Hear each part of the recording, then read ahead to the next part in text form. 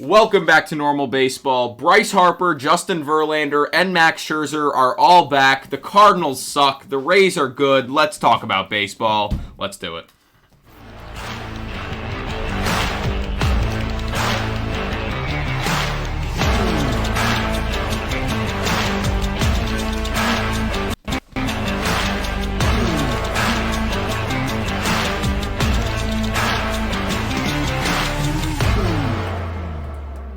What's going on? Welcome back to yet another episode of the Normal Baseball Podcast. I'm Alex Normal Dog. That's Lewis.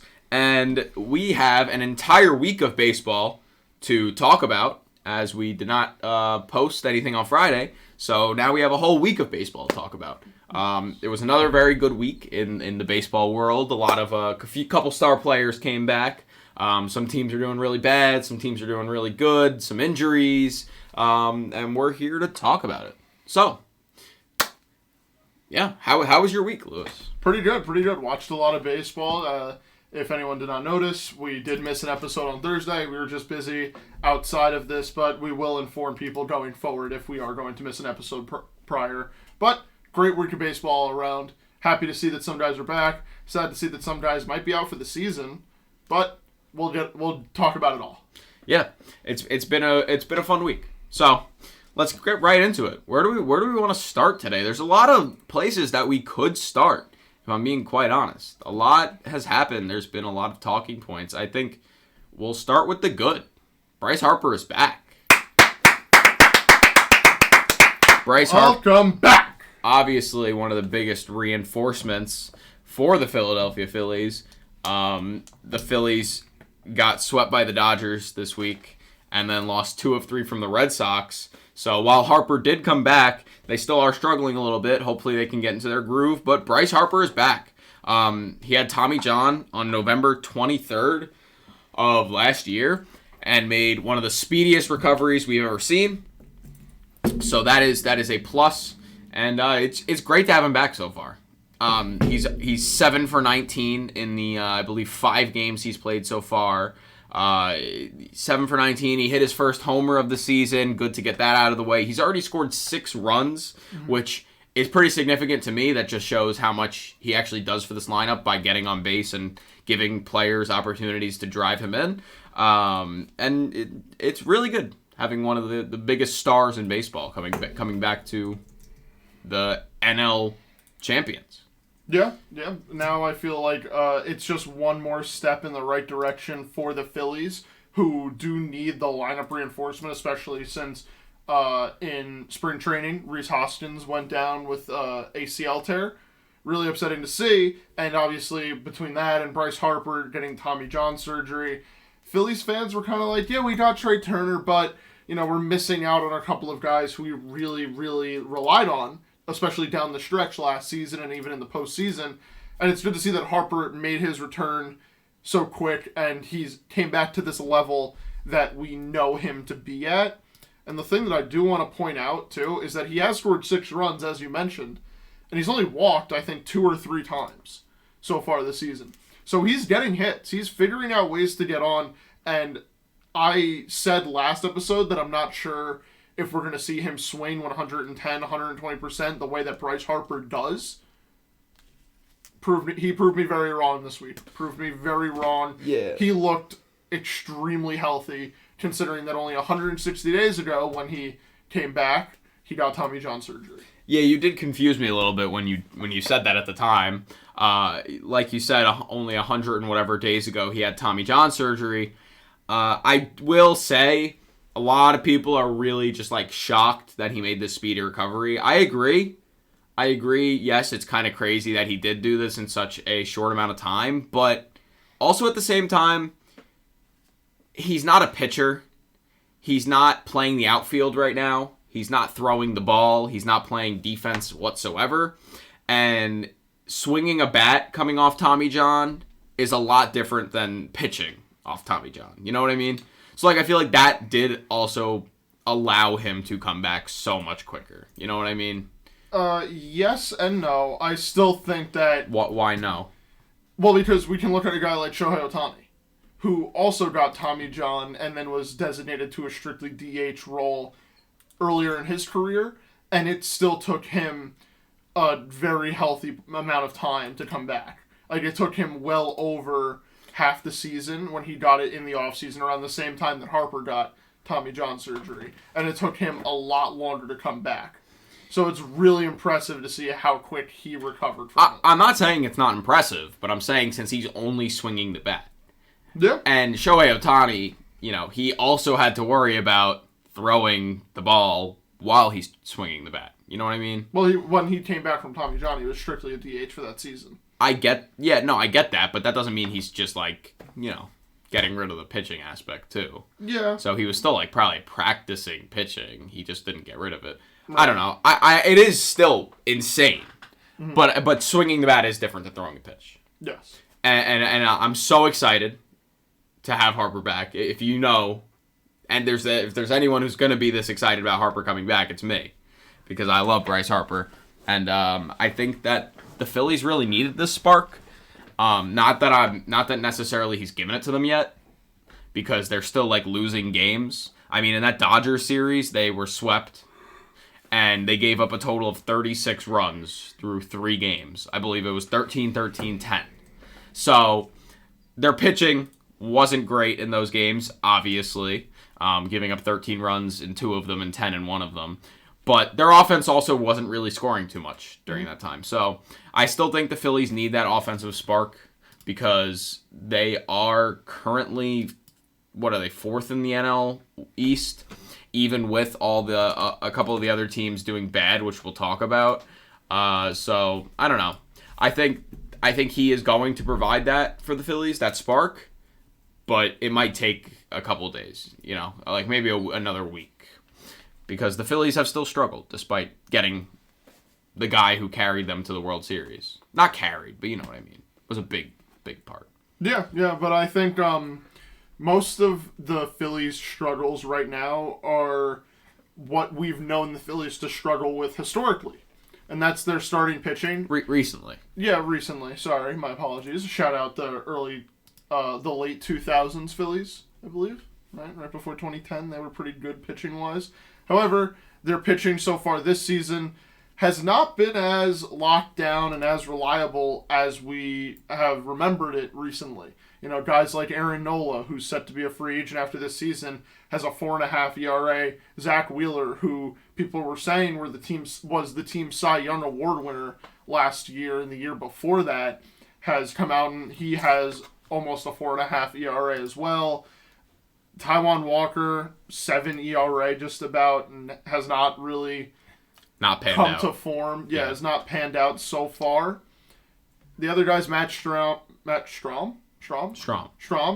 is their best pitcher by ERA, and when you just watch the game tape, you can kind of tell that he has been their best pitcher.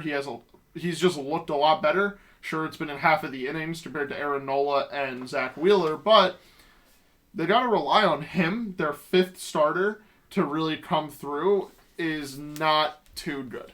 Yeah, I mean, it's pretty evident after the, the 13 and 10 to the Dodgers.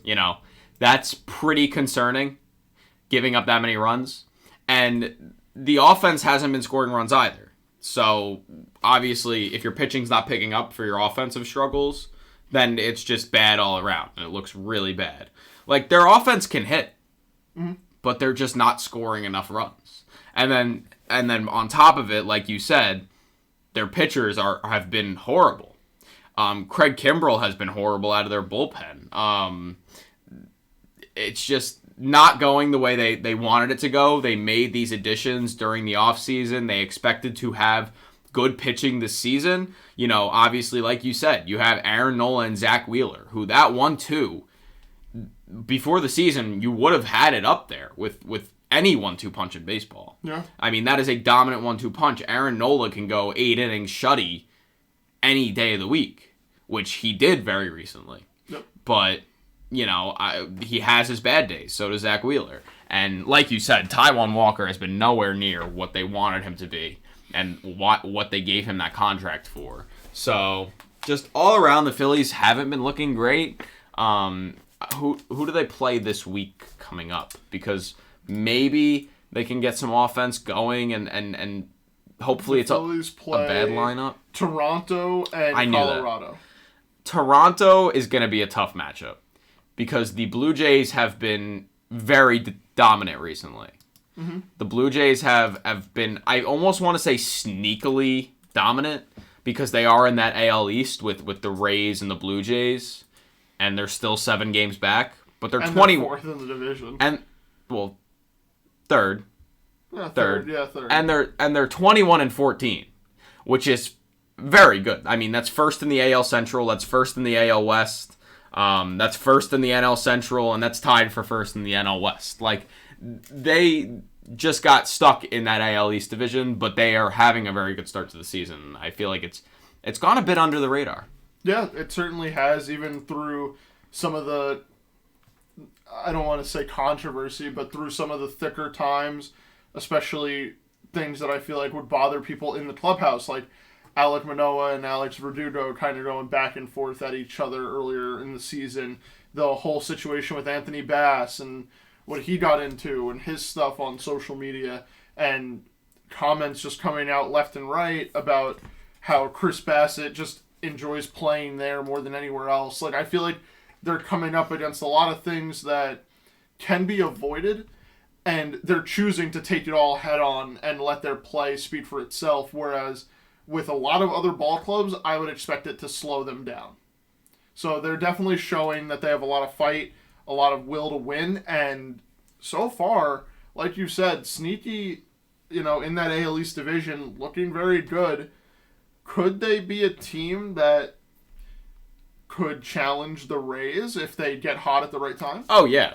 I mean, they took 2 of 3 from the Rays in Toronto. They're one of the few teams to actually beat the Rays in a series this year. Only team, I think, as of right now.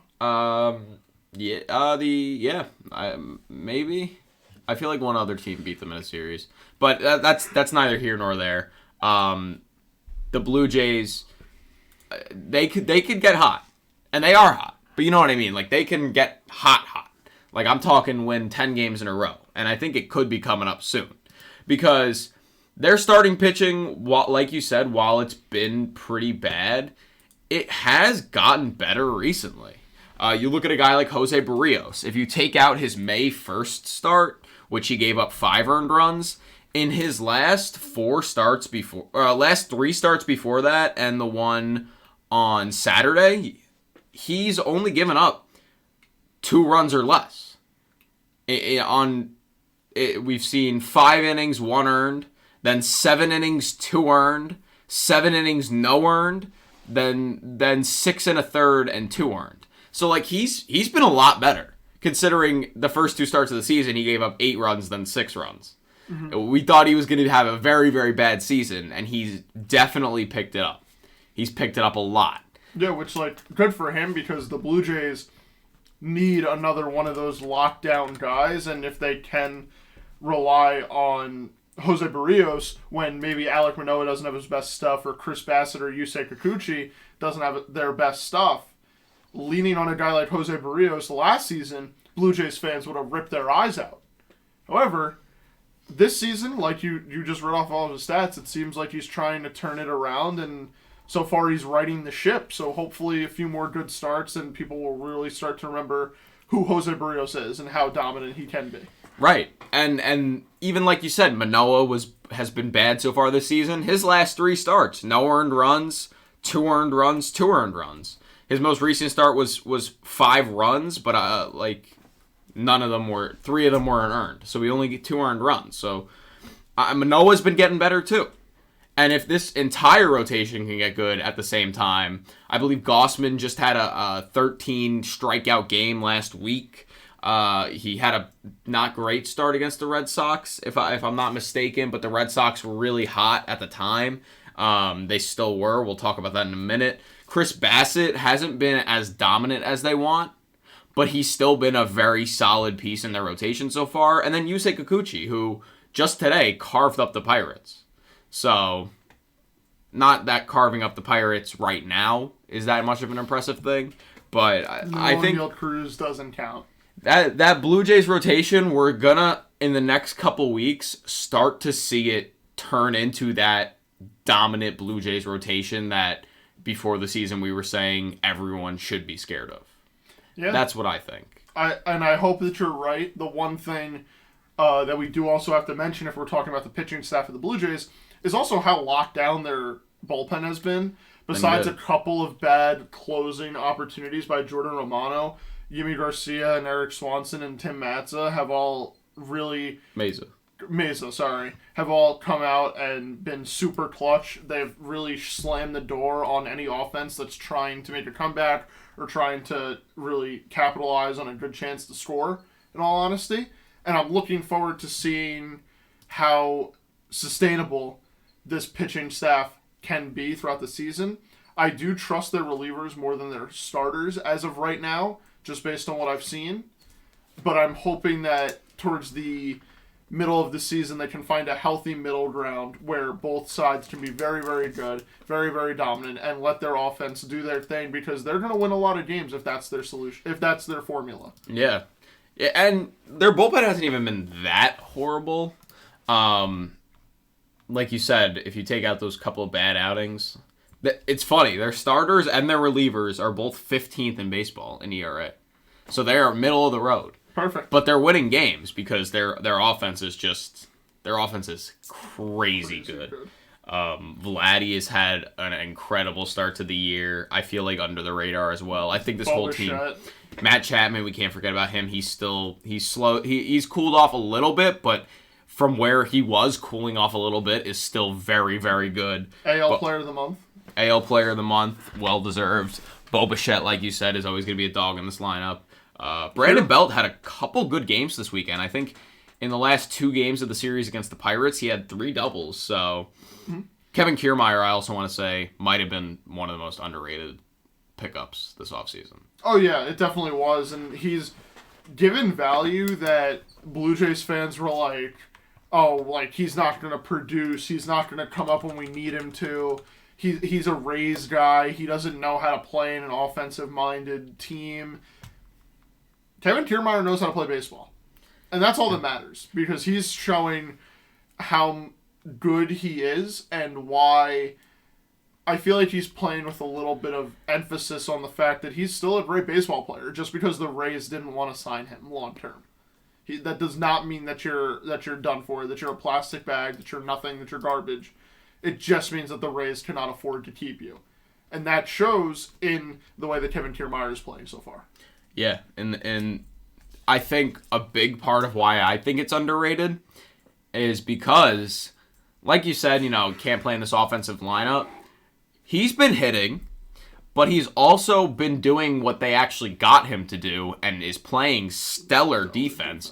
We've already seen these robberies from him and these diving plays. I mean, Kevin Kiermaier, I think a lot of people forget how good at defense he is. You would have forgotten that he played basically his whole career in the Trop. Because it feels like it's so natural for him to be in the Rogers Center, and with this whole defense, it feels like he always is making the play that George Springer couldn't. And just a flashback quick, AL Wildcard Series, George Springer was running in on the ball when him and Bo Bichette collided, which thank God that they're both okay and all that. But it feels like that's just one example of a ball that I feel like Kevin Kiermaier would have caught and would have not made it such this pivotal moment, if this ball drops type of thing. I don't know if I'm saying this right. I don't know if you are. I haven't really been comparing him to George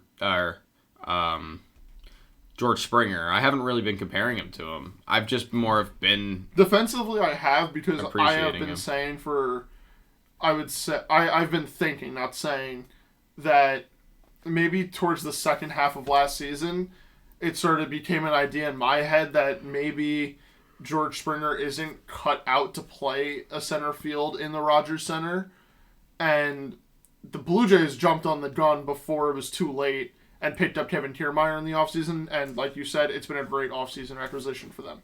Yeah. Just absolutely incredible. Doesn't hit good at Rogers Center. So far, 10 games, batting 194 at the Rogers Center. But everywhere else, he's batting .322. So he's an away kind of guy. He's too used to playing in the Trop because who the hell likes hitting in the Trop? So nail on the head right there. Although, what did he hit in the Trop? Now I'm just curious. I want to see like how he hit in the Trop because obviously we know him as this. Oh, I gotta get to his career splits. Let's see. No, I'm actually really interested. What do you think? Do you think he hit good in the Trop or do you think he hit bad in the Trop? Do you have the number up? No, I'm just want to know what you think. So I'm going to say that he was a 260 hitter in the Trop. Ballparks. Here we go. 247, 703 OPS. So that's the answer I didn't want. I either wanted really good or really bad, and I got literally middle of the road. No. That's the answer I didn't want. All right, well, now I'm disappointed.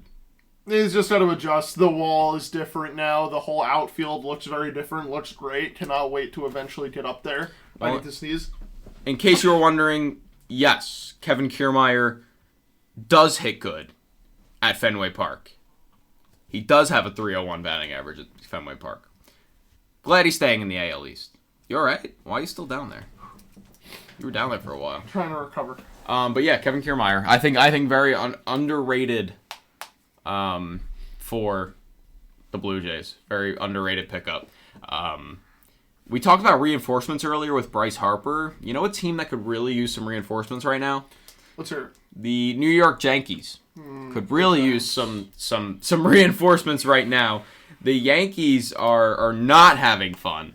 Last week they did win 2 of 3 from the Guardians at home, but they went into Tampa and they lost game 1.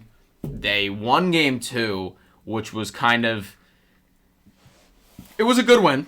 Yeah. It was a good win, but then you go into game 3 and you just end the series in what might be the worst way to end a series in the Trop. They were looking to hand the Rays their first home series loss of the season, and they had Garrett Cole on the mound, who has been dominant so far this season, and they wind up losing the game in 10 innings, 8-7. Cole gave up like 6 runs. He gave up his first home run of the season. I believe it was 50 and a third innings pitched without giving up a home run, and then he finally gives up a home run today. Not only 1, but 2, and one of them was to tie the game. It was a big home run. It just not a good look to end that series like that, especially with your ace on the mound. They're missing Stanton. We've said it so many times. They're missing Stanton, Judge, Sevy. They just got Bader, Rodon, who God knows if he'll ever pitch. Again, the last thing I've heard is that his back is barking. Well, that and he has chronic back pain. Yeah, his back is barking. But they did get Harrison Bader back, and I'm going to be honest. There might be no one I love more in this world than Harrison Bader. I can understand that. He's a very fun guy to watch. Yep. He's got 2 homers already. He had like every RBI for the Yankees in the game that they won. Coming off the bench too, like he's been fun to watch, Harrison Bader. But the Yankees do need some reinforcements because they find themselves in a position that they haven't really been in at all the last couple of years. Yes. Last in the division. They might be 18-7, but they're last in the division. So I'm gonna give you 2 different 18-17. My bad, not 18-7. No worries. Go on. I'm gonna give you 2 different point of views here, 2 different perspectives on this Yankee team. I'm gonna give you my baseball one first. And I'll do my Yankees one second. From a baseball standpoint, they've proved to the world that the Rays are very beatable. The Rays took 2 out of 3. However, the Yankees only lost by 1 run in each of them, and had it not been for the bottom half of the Yankees lineup being so terrible compared with how good the Tampa Bay Rays bullpen is, like that's just a perfect storm for nothing to happen offensively for the Yankees. Whereas if everybody's healthy and you're getting the lineup that you want, there's a better chance that we're saying the Yankees just sweep this one out. The Yankees just beat the Rays the Yankees just pushed across runs. Or they put themselves in a better position to do so. Yeah, my apologies. I was very impressed though this series that despite having these lineup issues, I mean, game 1 they lost because of a defensive mistake by Jake Bauers in left field. I mean, he just simply did not catch a ball that he probably should have caught. 95% catch probability. Yeah, like they were in that game the entire time. Like maybe not the entire time, but they were in that game. It was 4-4. I mean, heading into the late innings, they were in that game. The second game, obviously, they took a lead and they wound up winning, holding on to it. And then the third game, they did score 6 runs. So like they were up 6-0. While like a lot of people, everyone's saying, they need these offensive reinforcements and obviously pitching too, but like the offensive ones, Judge and Donaldson, having them back would be good. I was still fairly proud of the Yankees offense. And besides, if you take away the bad Cole start, the rest of their pitching staff was pretty good in this series as well. So like, while they did lose 2 of 3 in the Trop, and like you probably could have predicted that going in, I'm still like I don't want to say I'm proud, but it could have went a lot worse. Is that fair to say? Yes. My Yankee take on this is the Rays suck.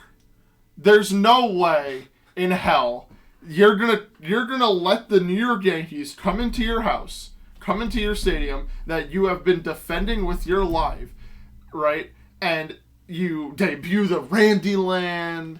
You have Randy Rosario who gets plunked twice after hitting a home run, which genuinely, in my opinion, were accidents because the way to beat Randy in the box is to throw inside and pitches get away. It happens. Yes, it's a general consensus on that was that it was an accident. There was no beef between the teams. Everyone was making a big deal out of it. I think Randy even knew that it wasn't a big deal. I think that the broadcast and MLB tried to blow it up and make it look like there was some issue. MLB definitely did. Just to spark the rivalry a little bit more, but it wasn't an issue. It was no big deal. I am looking forward to seeing what this Rays team can do down the stretch. They've gotten all their free wins. They started out the season 20-0 against some of the worst teams in baseball, right? What's going to happen when they run into a Dodgers team? What's going to happen when they run into a Padres? What's going to happen when they run into... I can't even say the Pirates. What happens when they run into the Braves? They are in some serious shit. And I think that the world will balance out. I think there's a world where the Rays don't even get 100 wins. Because honestly, they got all of their easy games out of the way so early into the season that going down the stretch... Everyone's expecting them to win. Everyone thinks they're going to win all the time. But guess what? Their next 3 series is Baltimore, who's arguably one of the best teams in baseball right now. The Yankees again, who will have a healthy Aaron Judge at least to bolster their lineup. And then the New York Mets, who, although their pitching does not look great, their offense is nothing to be, pushed away. Their offense is still there. Their offense is still good. So, that's my Yankee point of view. My very biased point of view is that the Rays suck, and they're not going to do anything significant because they just got lucky with their beginning schedule. I don't think they suck. This is also... I don't even have a Yankee fan point of view anymore. It's kind of just all combined because I'm not going to sit here and say that the Yankees are good because they're not good right now. Yes, they're above 500, 18-17. They're staying afloat, but they're not impressing anyone on a daily basis. They get Harrison Bader back. He's half the reason they even had any chance in this series. The Rays are a good team. Let's be honest. They're 800 right now. They're 28-7. They've beaten the teams that they need to beat, which yes can be taken lightly because they are obviously bad teams. But I still think no matter what way you look at it, this is a very, very good baseball team. They beat up Garrett Cole today. So if that gives you anything that you want to know, they beat up Garrett Cole. And Garrett Cole, yes, hasn't performed great against the Rays throughout his career, at least not at his Yankee career. But he's had a dominant start to the season. You would think he would bring that into Tampa and continue to have dominant start. Or continue to have these dominant starts. but he just didn't. It was the first game that the Yankees have lost with Cole on the mound this season, and the Rays being able to do that and kind of make this comeback. They were down 6-0 in the last game. I think the Rays are a very good baseball team. I agree. Would you genuinely sit here and tell me the Rays aren't a good team? Like I said, that's my Yankee bias on it because I genuinely watched this whole series this weekend, like rooting for the Yankees because they're my team, and I do root for the Yankees, and that's how I felt after the last game. But the Yankee bias, why does that? It doesn't. At the end of the day, that means nothing because, like you said, it's literally bias. Yeah. It's not based on actual feeling. I gave my baseball opinion on it. Yeah, well, the baseball opinion was what should matter to anyone who listened. Is what definitely matters a lot more in that situation. But yeah, the Rays are having a historic start. They're 28-7 right now. They have an 800 win percentage. They're like one of single-digit teams that have ever done that in the history of baseball. So good schedule or not, they're part of history now. Only 3 losses at home, like we said. They haven't lost a series on the road. Everyone's hitting. Their pitching is good. They haven't lost a series at home. That's what I said. You said on the road. They haven't lost a series at home. My bad. But yeah, the Rays, they're good. Another team that was good, not good anymore apparently, was the Pittsburgh Pirates. The Pirates going into last week were what, 20-8? They had the second best record in baseball. They were feeling good. 20-9. 20-9. They had the second best record in baseball. They were partying. They were having fun. And now they're on a 7-game losing streak. In what was the series of the year that I was most excited for in the first 2 months was Pirates Rays. And they just got manhandled by the Rays. There was nothing to it. I mean, I had fun watching a couple of the games, highlights from the games, but it wasn't anything crazy. They simply lost, and then they also lost every game this weekend. They're on a 7-game losing streak. Does it feel like the Pirates' magic is now gone? Do you think the Pirates' magic is now gone? Because I'll give my take in a minute. I'm going to say no, simply because I think they ran into this last week. They ran into the Rays, who have obviously been great, especially playing at home. And then the Toronto Blue Jays, who, as we already mentioned, are heating up. They're coming up to this hot start. I think the Pirates are still good. And I think that the Pirates themselves, the players, the coaches, the managers, they need to look at these last 7 games and be like, we played a good brand of baseball. Like, we tried our absolute hardest to put our team in the best position to win. And sure, we didn't, but that doesn't mean that we should change the formula or change our approach to the game. Because at the end of the day, what they've been doing and what they will continue to do is try to beat you in ways that you don't expect it. Get performances out of guys who you don't think are anybody's, get the people around Brian Reynolds to perform. That's essentially what their plan is. And it's been working so far. But they need to realize that even though they've lost 7 games in a row now, it still should be the plan moving forward. Does that make sense? Yeah. Because I feel like teams, when they see the Pirates, they're like, oh, that's that Brian Reynolds team. We're going to go into the series and we'll give opportunities to the Pirates, willingly or unwillingly. That's how baseball works. But the last thing we want to do is let Brian Reynolds beat us. We'd rather give the attempts to beat us to the other players who we're not sure of, who we don't think can beat us. And I've been having a lot of fun watching the Pirates because their players have come up clutch. Their players have shown that they are able to beat teams. Their players not named Brian Reynolds have shown that they're just as good as any other Major League Baseball team. And that's what is making them exciting, and I'm hoping this 7-game skid from them is not going to change that. Well, a big thing that was the problem with the 7-game skid was their pitching. Their pitching was not great. Granted, yes, they were not scoring runs either, and they've scored 9 runs in the last 7 games, which is obviously never what you want. But their pitching did get significantly worse. Their entire staff in the last 7 games during this losing streak has a 5.95 ERA, so close to 6 earned runs average. You're not really going to win too many games with that. And then as far as, do I think the Pirates' magic is over? I don't want to say no, but I will say that to start the season, it is hard to deny the fact that they caught lightning in a bottle. It is very hard to deny that fact. I think... I will deny that. I will deny it because I think this team is very good. Without thinking... But regardless, that doesn't mean before the season you were coming out and saying this team is going to be have the best record in the National League a month into the season. Because at that point they did. I don't think anyone would have came out and said that. I don't think anyone was willing to say that about any team, though. You know what I mean. I think you're trying to beat around the bush. You know what I mean. I know what you mean, but I think I think Dodgers fans would come out and say, "Oh yeah, we're gonna have the best record a month into the season." I think Padres fans would have came out and said that. I think Mets fans would have. I think Braves fans would have.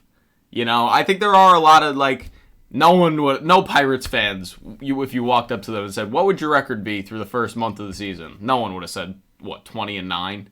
No one would have said that. So the way that I look at it... Go ahead, I'm sorry. Do I think they caught lightning in a bottle? While I don't want to say no, while I don't want to say yes, I also can't say no just yet because, like you said, they may have run into, the hot Blue Jays team and the Rays, which anyone who runs into the Rays right now, they lost by significant amounts to both of them. Good teams. So you can't really... outweigh that, you can't outweigh the very big negative with the positive of, oh, they've played good though the beginning of the season up until that point. But I think going forward, let's look at them for the next if they do bad this week coming up, I think they're in big trouble then. Well, this week coming up they play the Colorado Rockies at home in Pittsburgh. And then they go on the road to Baltimore, Maryland to play the Baltimore Orioles for the weekend series. Yeah, I think this week will be a big tell. Because the Rockies, they should at least win the series. And the Orioles is going to be a good matchup. So I'm interested to see if that is going to be close games or if it's going to be blowouts. You know what I mean? Mm-hmm. So I'm interested to see how they perform this week. And before I make my full determination on if I think they're going to just continue to be bad, I think let's see how they perform this week. Whether they win or lose, just how they play overall. And I think their pitching is kind of a big part of it as well. Because their pitching did get significantly worse through the first couple weeks. Same with their offense. Because their pitching had allowed a good amount of runs at points, even when they were winning, because their offense was picking them up. Yeah. So we'll see what happens this week. Yeah. They should at least win 3 games, 4 games, hopefully, throughout the next week. So hopefully the Pirates can do it. But they're still first in the NL Central right now. Go Pirates. Go Pirates. They're still first in the NL Central, so they're not, they're glad that they started off really good because now that they have lost 7 in a row, they're still first. Yes, it's only by half a game to the Brewers, which the Brewers did get a little worse as well. They're still top of the NL Central. That's what they care about. Now they want to move on, continue to win games. Well said. Do we talk about the other NL Central team while we're here? Well, I think we do. They disappoint me too much, Alex. The St. Louis Cardinals, Lewis's preseason pick to win the World Series.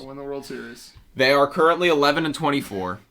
They are not having fun. They are in big trouble. If they speak, they are in big trouble. And they spoke, they are in big trouble.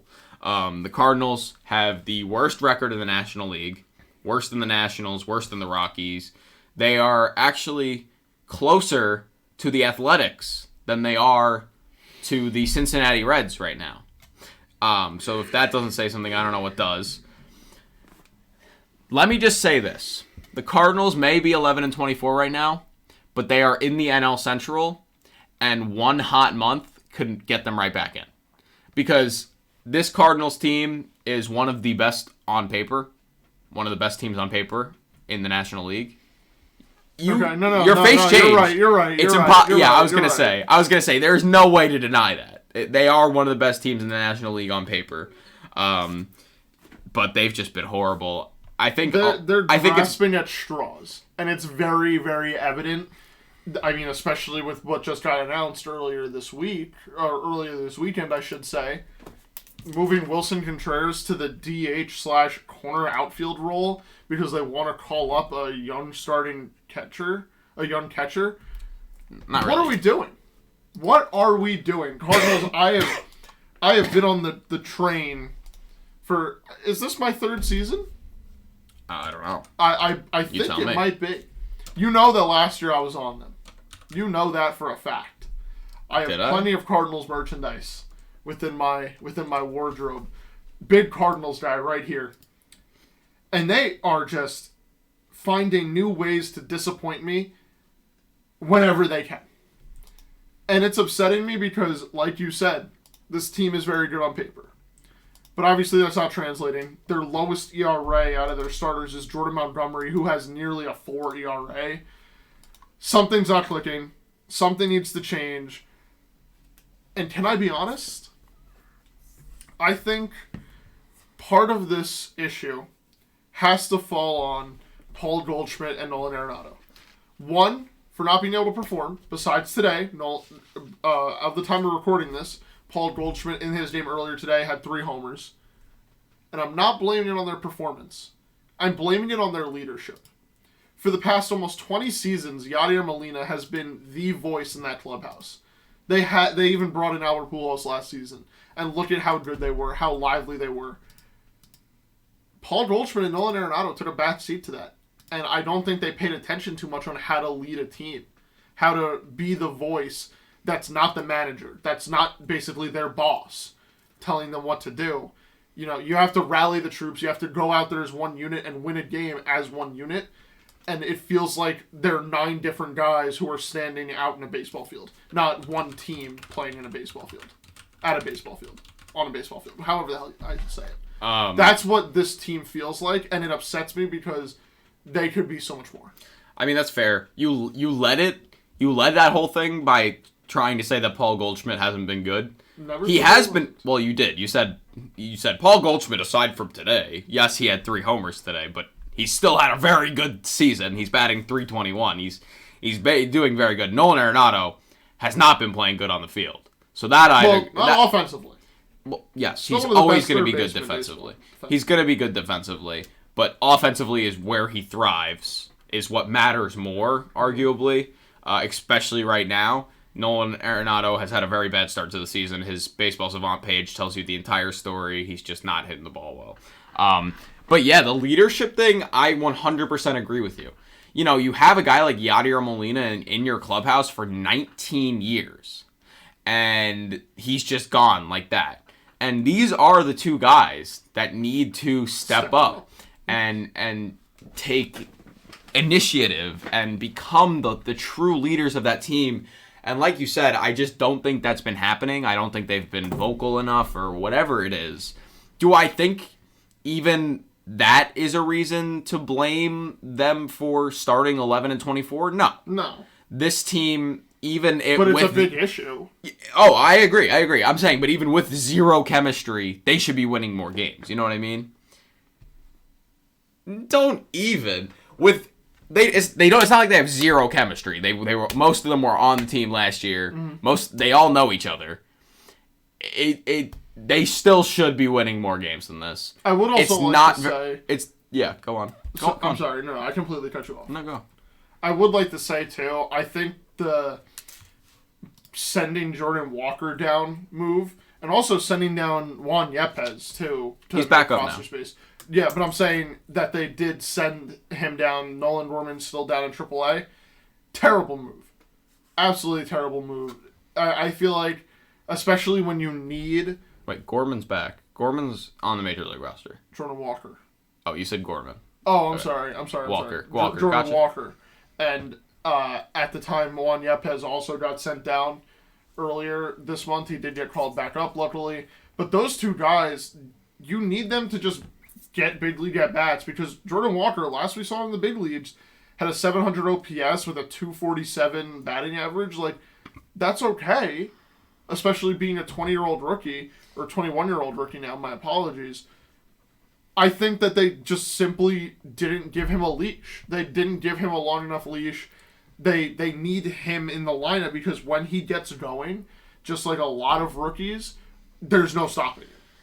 And it's upsetting that they pulled one of their better hitters in their lineup and sent him down. Sent him to a different league of baseball. Yeah, although it's not right. Although he was performing very bad. Like, his first 2 weeks helped him out significantly, his stats, because the second 2 weeks before they sent him down... That's the highs and lows of being a rookie, though. I get it, but like even now in AAA, he's atrocious. He barely has hit the ball in AAA now that they sent him down.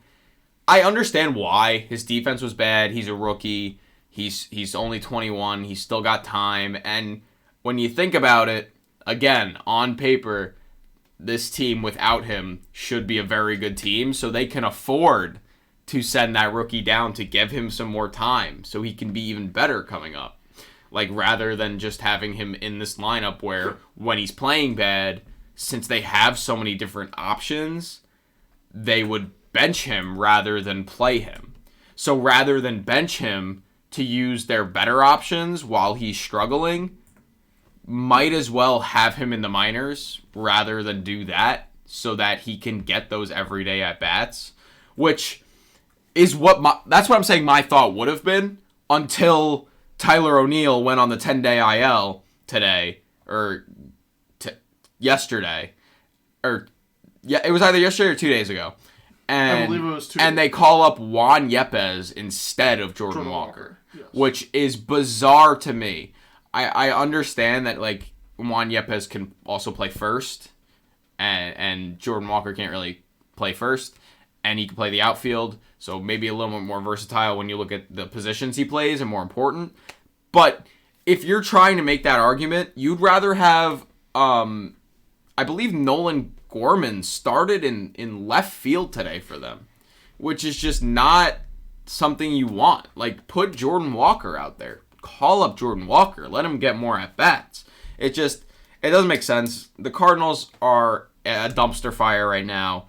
They don't know what's going on. Their fans don't know what's going on. They're calling for their managers to be fired, which, to be fair, is fair. I think with all pro sports nowadays, managers, you talk about short leashes with Jordan Walker. Every single manager in any professional sport is on the hot seat at every single moment. If a team loses 10 games in a row, everyone blames the manager, fire the manager. You know, even if it's not the manager's fault. I'm not saying it's not whatever his name, Marmol's fault. I'm not saying it's not his fault. Oil? Or Oliver. Whatever. Marmol's fault. But I don't know. I just think the Cardinals, going back to that leadership thing, Nolan Arenado, Paul Goldschmidt need to take that leadership. Yadier Molina was the glue, keeping everything together. And when you take glue at a situation where it's holding everything together, you're going to have a problem. Yeah. I feel like that's kind of obvious. The pieces go everywhere, and it's very, very like noticeable. The Cardinals need to make some sort of change, whether that be in their front office, whether that be with their manager, whether that be with their analytics, or whether that be with the guys on the field. Something needs to... It feels like this is a Jenga tower, and someone has taken out the bottom two pieces of Albert Pujols and Yadier Molina. And that last piece is basically the entire rest of the Cardinals organization, and the tower's wobbling. And eventually something's going to give that makes that tower collapse. And is it fair to say that the collapse is already happening for the Cardinals based on how bad they've been playing? It is not fair to say that. But there is a point to be made that, yes, this team is not good, and there's no sign of them turning it around, barring lightning in a bottle. Their pitching becomes amazing, and their offense all of a sudden just picks up. Yeah, this is all without even talking about how bad their pitching's been. Yeah. Which I think their pitching has been the main problem, which I didn't get to. Their pitching has been the main problem. Their starting pitchers, no one has a below 5 ERA. No one has a below 5.5 ERA besides Jordan Montgomery. He's the outlier. Jordan Montgomery's been very good. Shout out J-Mont. He's had a couple really bad starts that have kind of bolstered his ERA, but his other starts have been really, really good. So Monty's been good, but besides that, everyone has just been horrible. Wainwright just came back and he looked bad. Steven Matz has been bad. Michaelis has been bad. Flaherty has been bad. Just nothing good on the pitching side. Jordan Hicks hasn't been Jordan Hicks. Their bullpen hasn't been great either. They're not looking good in any sort. And like you said, they're gonna have to catch lightning in a bottle. But I'm not gonna say that the tower is falling down like you were alluding to. I don't think the tower is falling down because we've seen so many teams start bad in a season and then go on to make the playoffs, make the World Series, all that. So, and again, this team is very good on paper, so you can never really rule out a team that's good on paper. Similarly to what's happening with the Mets right now. Yeah. Which the New York Mets right now, in case you don't know, have just dropped below 500. They are 17-18. They are 7 games back of the Braves. They have same record as the Miami Marlins. They just lost 2 of 3 to the Colorado Rockies at home. They got swept by the Detroit Tigers while Scherzer pitched one game and Verlander made his Mets debut and pitched the other game. Verlander, I want to talk about Verlander first because I have less to say about Justin Verlander. Verlander made his Mets debut on Thursday against the Tigers. They played a doubleheader on Wednesday. Verlander started on Thursday, so this was the game that they were trying to avoid getting swept. And he pitched 5 innings, only gave up 2 earned runs on 2 solo home runs from Riley Green and Javi Baez. The Mets lost the game 2-0. Jacob deGrom moment. 0 runs of support. Yes, they were facing Eduardo Rodriguez, who has been very, very good. Dominant. Very dominant. But it's a bad luck having Verlander, his first start in a Mets uniform, giving up only 2 runs and then losing the game 2-0. Like, that's a horrible look. Do you have anything to say about Verlander before I go off on Max Scherzer? Verlander, I'm not going to worry about him first start. It happens. Every pitcher's going to have a bad game, and it's more on the offense than the pitching at that point. Allowing the Tigers to get 2 runs seems like too many for a pitcher of Justin Verlander's caliber, but not going to worry. I think JV will be fine. However, if you're willing to go off on Max Scherzer, please be my guest. Oh, Max Scherzer. Where do we begin? Mr. Max. Mr. Scherzy. Can I call you Scherzy? That is so disrespectful. What are you doing? Max Scherzer, on Wednesday, the Mets, they just lost 2 of 3 to the Braves. They only wound up playing 3 games in that series. You lose 2 of 3 of the Braves. Doesn't feel good. You get another game canceled on Tuesday. So you're playing a doubleheader on Wednesday. Max Scherzer comes out for game 1 of a doubleheader on Wednesday and gets shelled. 3 1/3 innings pitched, 6 earned runs, only 3 strikeouts, raising his ERA to 5.56 this season. You would have thought that was his first time touching a baseball since his suspension. He was looking horrible. He just got suspended, coming off a suspension like you mentioned. He was looking good against the Dodgers before he got thrown out of that game. So God knows what would have happened if he did stay in that game. Yes, you can argue he was on, at that point, long rest. He was just suspended and whatever. But then you look back at the last, not just this season having a 5.56 ERA, but going back to mid-August of last year, he's got a 4.63 ERA. That is bad. And if you go further back, he's got like around a 4 ERA. That is not Max Scherzer. Not what the Mets signed up for. Not at all what the Mets signed up for. He's making $43 million this season. to do this, to lose 8-1 to the Tigers in game 1 of a doubleheader, that you went on to get swept in that doubleheader and then get swept in the series when on the last game, another guy that you were paying $43 million also gets the loss in that game. I mean, it is just wild to me. Wild. Let me just go ahead and say it now. Alex and I are both willing to take JV and Mad Max's spot for $43 million a year. Steve, I'll take Uncle it. Steve, Mr. Cohen, whatever I need to call you, listen, call us. We'd be more than happy to take the spot. You know, the press conference would be next level, and I can only imagine the amount of support that Mets fans would give us, considering that, is it fair to say we can probably put up the same stat lines? Yeah. I could do what the Mets are doing. I could score 0 runs against Eduardo Perez and the Tigers, or Eduardo Rodriguez and the Tigers. Amen. I could easily let up that amount of home runs in a series. I could easily let up 6 earned runs. I could do it for $43 million a year. Yeah. So Steve Cohen, hit us up. We'll take Justin Verlander and Max Scherzer spots respectively in the order. I'll wear a contact to have the different colored eye. Yep. We'll do what it takes. I'll even do the little scruff beard that JV's got. We'll do what it takes. Yep. It'll be fun. Just absolutely incredible. Very disappointing. However, I trust JV gets back on track. Well, not even back. He had a good start. Right. 5 innings. It was his first start coming back from injury. I trust him to next start come out and be like the absolute dominant 2022 version of Justin Verlander. Whereas Max Scherzer, like you said, going back to August of last year, he just hasn't been the same Max Scherzer. Feels weird to say, but I think Max might be running out of gas. He is getting up there in age, and I don't want to put that curse on anybody. I didn't want to say it, but right, I don't want to put that curse on anybody of like your age defines how well you can play, but it might be time for the baseball world to recognize the fact that Max Scherzer is not the young gun anymore in Washington. You know, he's well traveled. He's won a World Series. He's done all that you could possibly want to do. For sure, a Hall of Famer. Can we say that? Yeah. For sure, a Hall of Famer.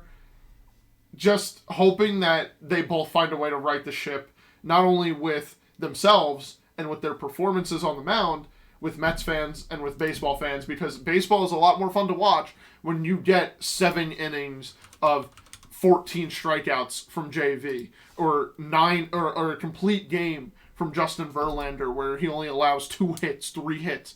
Like, baseball is so much fun to watch when they're doing that, and the fact that they're not doing it right now is upsetting to not just themselves, not the organization, not just Mets fans, but fans of baseball, because it's a lot of fun to watch them pitch. Is that fair? That's fair. That's fair. It's just... And like I said, I don't want to put the curse of age on any player, but I do think that it is something worth mentioning. It just baffles me. I'm sorry, Max Scherzer, but figure it out. I mean, I think I'm still confident. I don't want to say confident, but I am still. There's still a thought in my mind that Max Scherzer will get out of this and he'll just like randomly turn back into that Max Scherzer that we know, the Max Scherzer that could reasonably make $43 million a year. Reasonably. But yeah, so it's just. Not to mention the Mets in general have just been atrocious the last week.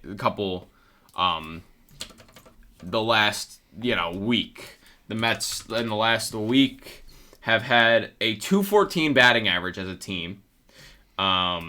They've scored 23 runs, so they've been scoring, but they've won 1 of their last 7.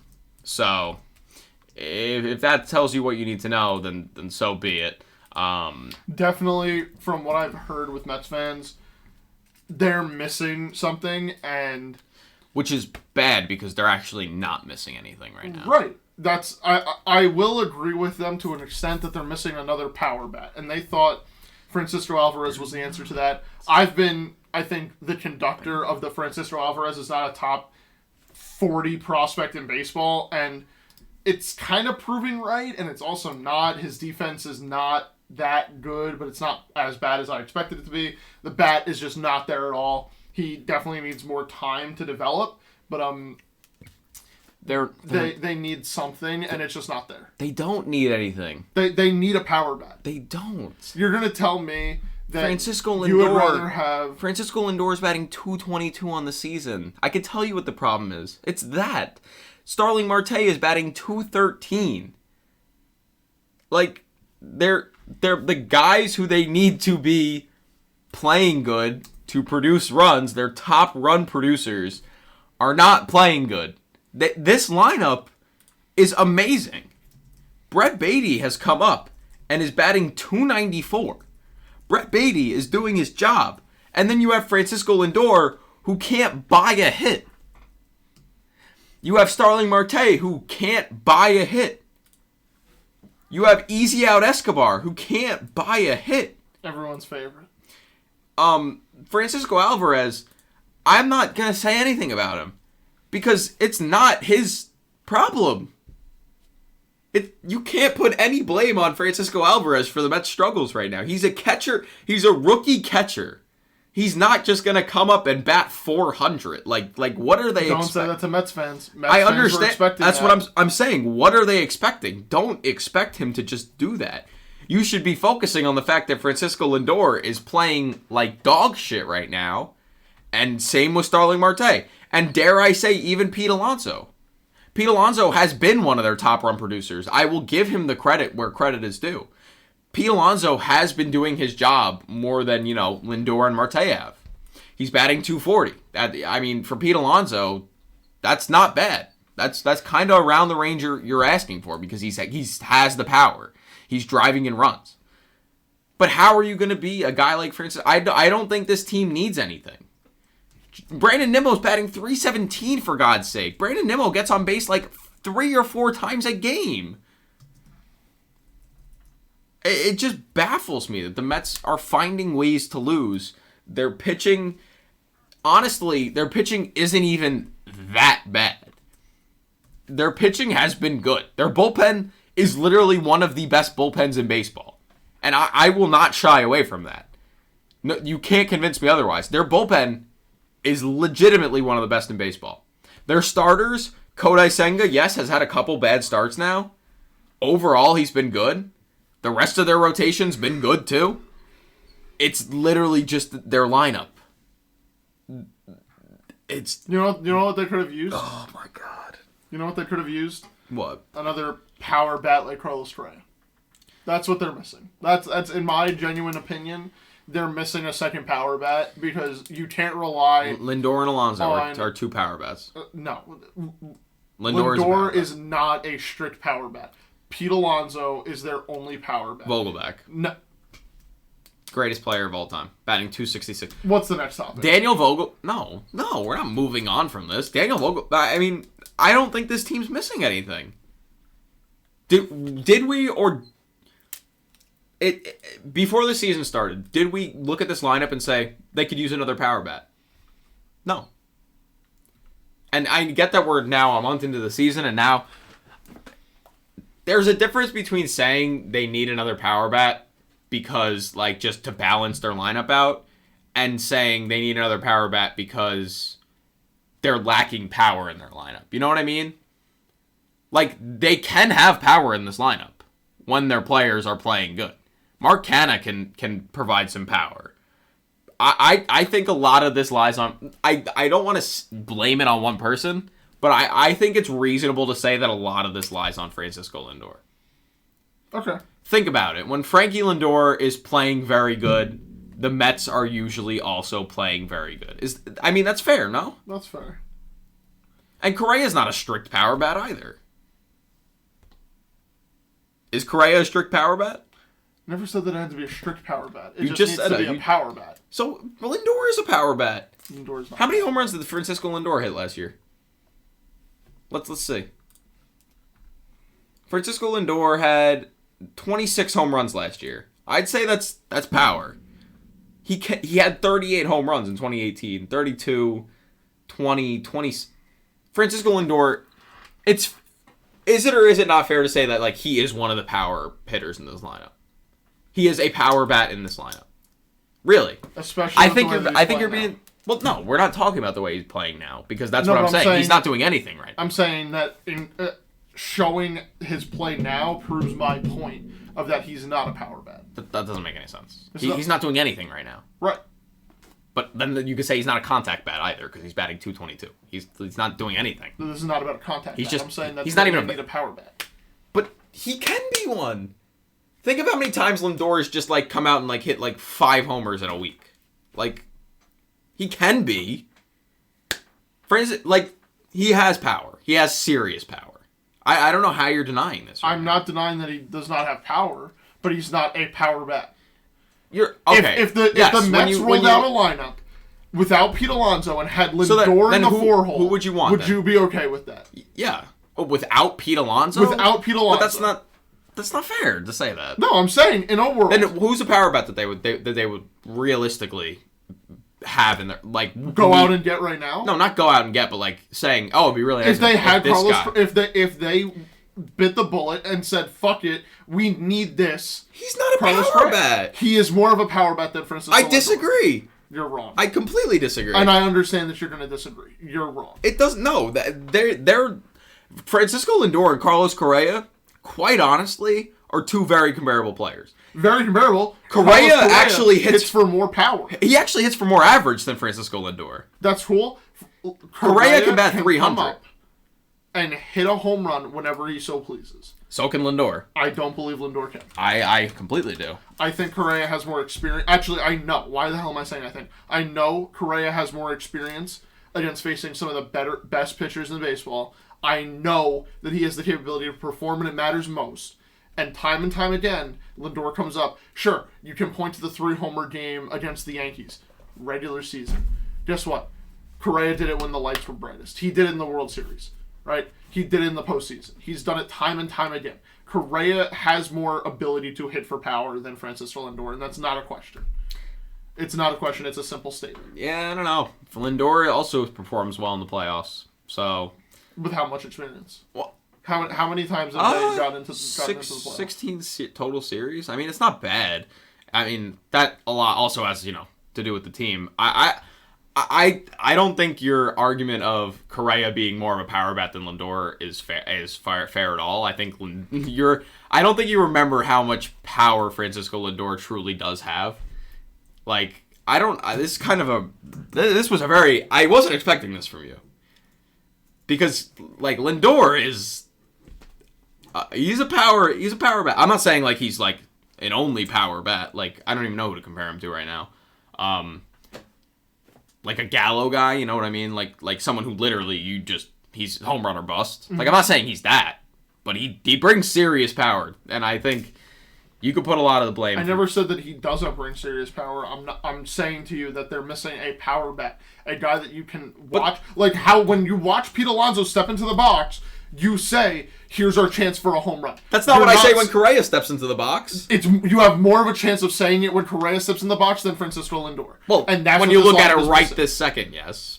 But in general. No, in general, I would say it's there's no if and or but about it. I would trust Francisco Lindor to hit a home run when I need it. There's no if, ands, or buts when it comes to the simple fact that Carlos Correa is more reliable when needed to hit a home run than Francisco Lindor. I think that's very, very circumstantial, and I don't think there's any way to reasonably say there's no ifs, ands, or buts about it.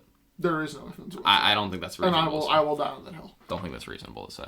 Anyway, let's move on, because we could literally go on about that all day. We could. We legitimately could. Considering it's almost 1 a.m., I would like not to. Liam Hendricks is back.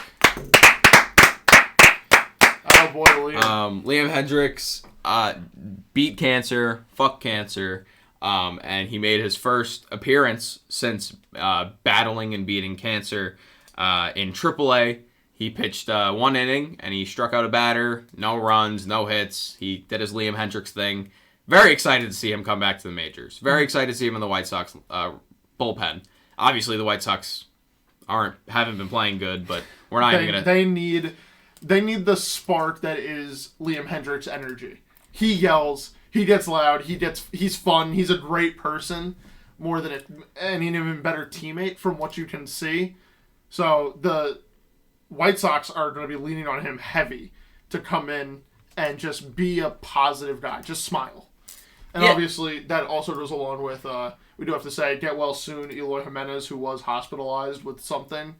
Yeah, get well soon is right. Earlier in the week, the White Sox put out a presser saying that it will be 6 weeks until he has baseball activities again. Appendectomy, so that's like what? Like taking your appendix out? Is that what that is? I have no idea. I'll look it up. I don't want to say something that sounds stupid, but get well soon, Eloy Jimenez, and congratulations, Liam Hendricks, on coming back. Should be back in the big leagues hopefully soon. And just go in there and be the Australian loud guy that everyone knows you to be. Everyone in Chicago is probably missing him and missing that aspect of a White Sox team, and I'm happy to know that he's coming back soon. Yeah. So Eloy's appendix did burst. That's what an appendectomy is. So they had to remove his appendix. But Liam Hendricks, like you said, he was like the personality of this club. Mm-hmm. He was the spark. And obviously, I've already seen millions of YouTube videos about it, about the downfall of the White Sox, or like the home run at the Field of Dreams. I thought this was going to be their upbringing, not their the beginning of their downfall. All that. Do I think Liam Hendricks coming into this clubhouse is going to save them? No, because there's a lot more underlying issues. But I do think what Liam Hendricks has done in what feels like such short amount of time and already back on the field is so powerful. And just says a lot about not only his character, but just as an inspiration to many. So I love Liam Hendricks, and let's go, Liam. He struck out. He wore a shirt that said "Struck Out Cancer." Loved it. I loved every second of it. I wish just that love that Liam was Hendricks. a piece of merchandise, because that would be something that I would buy. Yeah, I love Liam Hendricks, and he's back. I don't know exactly when we'll see him back in the major leagues. I haven't really read into when they are saying that. White Sox better get to filling out that form to allow for an extended applause, because he is going to get quite the applause when he comes back. Yeah, I'm very excited. So Liam Hendricks on the road back. I felt like after that after that very heated argument we were having, I felt like that was a really good place to pivot. So Liam Hendricks, can we give one more round of applause for Liam Hendricks? What else we got? I mean, not much. I think that we have German Marquez got Tommy John. Yeah, German Marquez got Tommy John. Get well soon. Happy that they caught it early. You know, he, as soon as he felt something wrong, he immediately said something to the trainers, and they were able to get all the tests done before he could go out and pitch more on a bad elbow, on a bad shoulder, bad arm in general. So good thing that they caught that early. Hopefully we'll see him at some point next year early in the season. And I think the last part that we have to do is our weekly ding-dongs. Weekly ding-dongs. And our players of the week, because we did miss the Friday episode. We talked about Dodgers-Padres, right? Not really, but... No? Did you want to real quick? I do kind of want to really quick. The Dodgers took 2 or 3 from the Padres. In Petco, which, yes, is a very, very big part of it. The only game that the Padres were able to win was off a 2-home run performance from Fernando Tatis Jr., which... Super swagged. I could go on for half an hour about why he's back. He is so back. And why I still think he's one of the best players in baseball, but I'll save that for another day.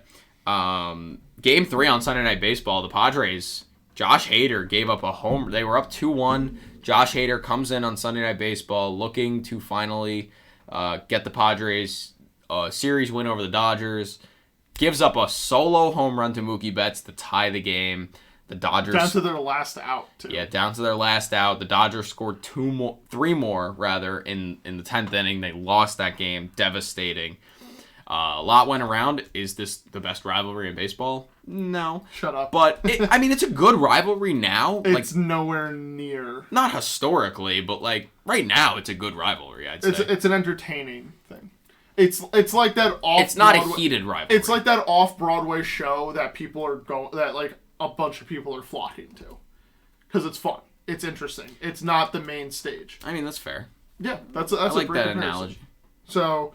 That's the way that I look at it, because it will always be, Cardinals, Cubs. Always be Yankees, Red Sox. But that's historically. I'm saying that those are the ones on Broadway. No matter what happens, the Yankees and Red Sox have a Sunday Night Baseball game coming up. I get it. Both of the teams have nothing going on for themselves right now. Yankees Red Sox. This next Sunday, they have the Sunday Night Baseball game. No. But that's how much of a fiasco. No, it's Cardinals Red Sox.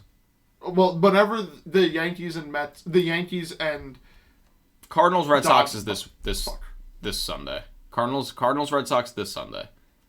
Then it's next Sunday or whatever, because I got the email whenever they first play each other. I got the email from the Yankees saying if you have a ticket, reminder, game got flexed. Like, that just goes to show you that there's levels to this rivalry, and no, I get it. It's a little. I mean, it is a bias. fun one. I think with the rather not saying like, is this one of the best rivalries in baseball? Is it the more entertaining? It should be like, is it one of the best rivalries right now? You have to add that right now part. And I'd say yes. I'd say it is one of the best rivalries right now. It is a great rivalry. Very good competitive teams, same division. That are built different kind eerily similar in the sense of we're just going to throw money at superstars. Players. Yeah. We're going to bring in whoever we need to make our team look good. Superstars, and then your role players are really good. Yeah. Yeah. And so far, I mean, the first series was very fun, entertaining to watch. We'll say ESPN broadcasting crew, not my favorite at all, really. I think it was a fun game to watch, actually. I enjoyed the Sunday Night Baseball game today. I'm a big K-Rod the whole guy. Thing. I'm a big K-Rod guy, but I didn't watch K-Rod. I enjoyed the whole thing, though. I really did thoroughly. Hard not to enjoy it. Yeah, it was a really good game. It's baseball. It was a good game. Go baseball. All around. All right, well, that's all I really wanted to say. I just wanted to mention Dodgers-Padres. Yeah. Fun series. Now let's get to the weekly ding-dongs, and then we'll give our players of the week. All right. Do you want to go first? No, you can go first. So, last week, for my weekly ding-dong players, in the American League, I went with... Can you see it? Yeah. Jared Kelenic of the Seattle Mariners. What did he do? Threw up a dud. Threw up a zero. So, that'll be the last time I'm picking a player that I absolutely love and adore and will do anything for. Pete Alonso was my pick in the National League, and he had just one 3-run home run where he did not look too good.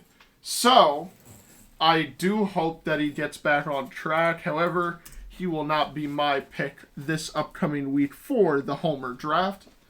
So you also can't pick him 2 weeks in a row. Well, well, should I give mine? Yeah. So who were yours last week? So, mine last week were Byron Buxton, who tore. He's been pretty good recent. He had what, 4? He's been recently. He's had when was the last? What was the day of the last one? The day of the last recording, you mean? Well, the last Homer draft. So that would have been 28th. The 31st.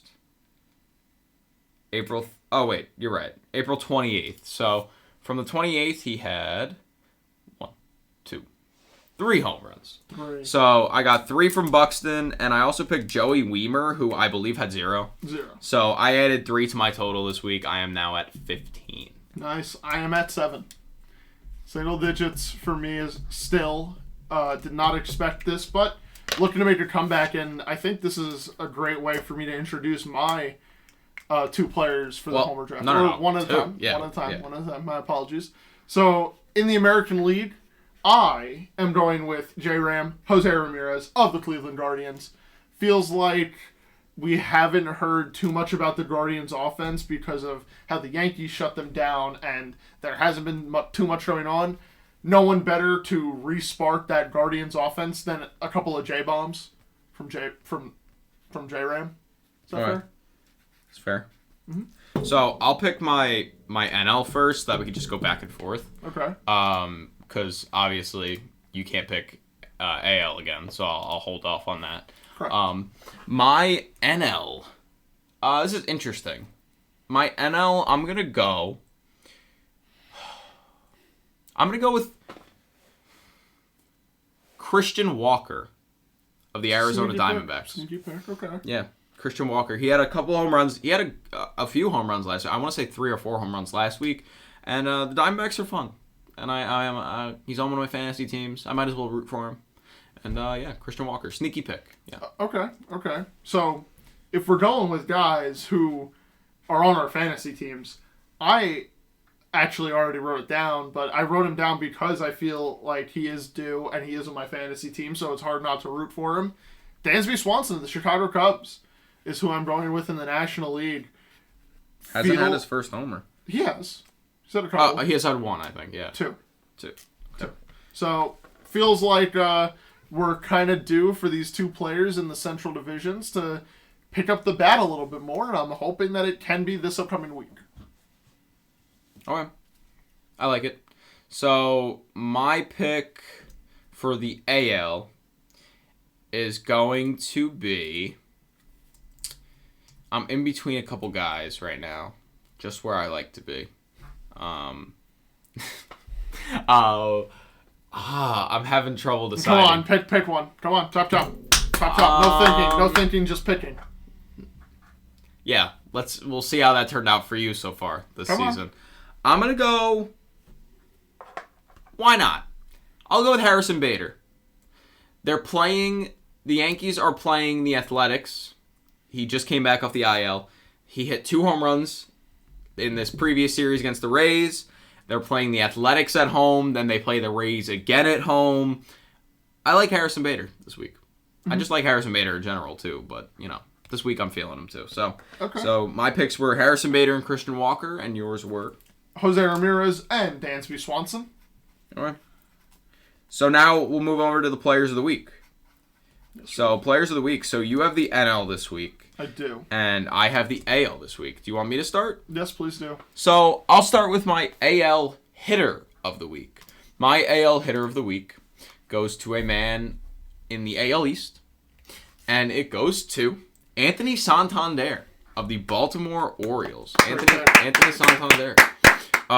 This week, he hit .444 with 3 homers, 2 doubles. 12 total hits, 9 RBIs. He had a 1.335 OPS. The Orioles were winning games, and I think overall Santander had a really good week. So Anthony Santander is my guy. I like that. I like that a lot. Okay. Do I just go back to back, or you want to give your NL hitter? What do you want me to do? Do your NL hitter, because then I'll do my AL pitcher. You do your AL. For my NL hitter. A guy that Alex and I actually were talking about just before we hit the record button, Lourdes Gurriel Jr. of the Arizona Diamondbacks has looked stunning this last week. 4 homers, 1 run scored. 4 homers, 8 RBIs, 6 walks, only 1 strikeout, and last week he had a .478 batting average. That's great to me. Did it all and really helped the Diamondbacks throughout their last 2 series. Good for Lourdes Gurriel Jr. and the Diamondbacks. Round of applause. Hey, round of applause for Lourdes Gurriel. Yeah, we were just talking about him. We were saying, he just kind of sneakily had a really, really good week. He had just an amazing week and came up clutch. 4 homers in a week is very, very rare for some of the best hitters on the planet, let alone Lourdes Gurriel Jr., who is slowly becoming one of the best hitters on the planet. Yeah, he is. All right, I'll move on to my pitcher. Yep, please do. So my American League pitcher of the week, losing tab for some reason, is a guy that I don't even think you would expect. I have to pull it back up his stats because for some reason they're gone. But Bryce Miller of the Seattle Mariners, he made his major league debut this week. He made it against, if this ever pulls up, he made it against, I believe it was the Athletics. And Bryce Miller, he pitched 6 innings, giving up only 1 earned run, 10 strikeouts. And yes, it was the Athletics, but that is still a very impressive MLB debut. And then to follow that up, on May 7th, he pitched against the Astros at home. And he pitched 6 innings, just 2 hits, 1 earned run, 5 punchies against a really good Astros team. Bryce Miller. I mean, coming up, what a way to make your first 2 starts in the big leagues. Yeah, and I think that's deserving of the AL Player of the Week pitcher. You're wearing the jersey. I mean, not Bryce Miller, but you're wearing a Mariners jersey. Go M's, baby. So, who you got? For my NL pitcher of the week, I went with one off the beaten path a little bit as well. Oh, Justin Steele, the Chicago Cubs. Fair. He was very good in his last outing. 7 innings pitched, 1 run allowed, 4 strikeouts. Lowered his season ERA to a 1.45. Flying under the radar. And this start, if you watched it, you saw how many just in-play outs he was getting, ground balls, fly balls. Like, it felt like he knew the hitters more than the hitters knew themselves. And he was just really going after hitters, going after outs, and he was getting them time and time again. So, round of applause for Justin Steele. Yeah, that's fair. Well-deserved. Congratulations to our players of the week. Anthony Santander and Bryce Miller in the AL, and Lourdes Gurriel Jr. and Justin Steele in the NL. One more final round of applause. I think that'll do it. For this episode. Looks like to be it. Fun episode. I think it might be our longest of the season so far. Might be. I had fun. I had a really good time. Hard not that fun. And if you're still watching, we thank you. We love you guys. If you're still watching again, make sure to like, subscribe, leave a comment. That helps out. Let's help the algorithm a little bit. And share with your friends, of course. Let them know and let them also enjoy the podcast if you enjoy it. So we will see you guys in the next one. We love you guys and thank you again. Peace.